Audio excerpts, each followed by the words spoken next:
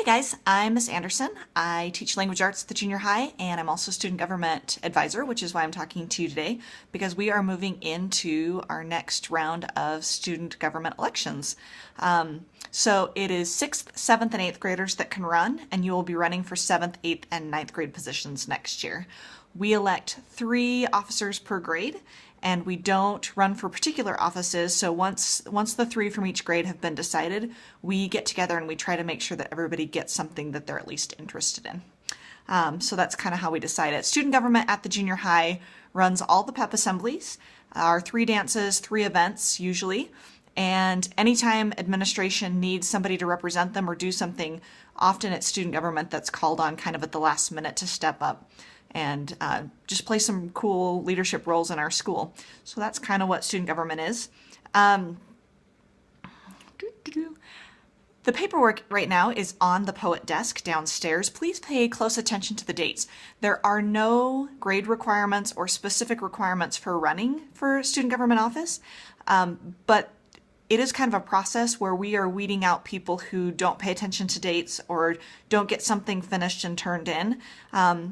I'm not trying to be rude.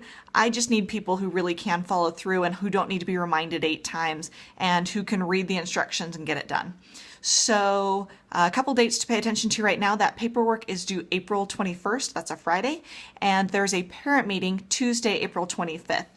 You probably want to tell your parents about that earlier than later, because sometimes when you tell them the day of, they can't make it, and then you're kind of stuck. So those are some things to kind of pay attention to. There are some other dates on that page that you need to know and you need to pay attention to, and it's kind of your responsibility to take care of that.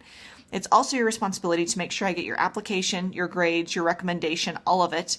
It's not somebody else's job to get that to me. You have to make sure that I actually do get it. So make sure you stay on top of all of those things.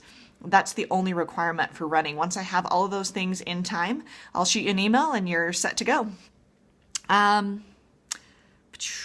We do need all kinds of leaders, and sometimes I have people who don't think they'd be a good student government officer because they're not super outgoing or some other qualification they don't feel like they have. We need people who are really, really hard workers, but maybe quieter. They like to be in the background. We can't put everybody on stage all the time. So we love having those people. We like having the really outgoing people who like to be on stage, like to hold the megaphone. We also need people who come up with the great ideas, who are like, what if we did this? And everybody's like, no, I can't do that. And then you realize, yeah, we could do that. That's kind of a cool idea. And often these people seem kind of wacky at first, but they come up with some of the ideas that are some of the best ideas. So we need all kinds of leaders. I would say the biggest thing for me is people who follow through.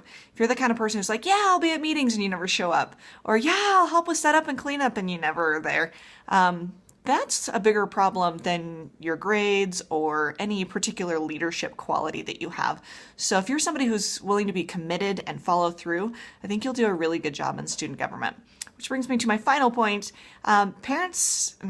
Teachers and students, if you know somebody who'd be really good at this, but maybe they don't see it in themselves, if you would just encourage them. It is amazing how often I have people who run for office who say, I didn't even think about it. It sounded kind of fun, but I thought, it's not me. And then somebody said, hey, you should do that. And then they ran for office and it made a big difference to them. So it really is valuable. Sometimes from the outside, it's hard to see your own leadership skills, but sometimes it helps to have somebody kind of nudge you in the right direction if they can see your leadership skills in you. So be sure to encourage each other. I look forward to getting your applications. Thanks.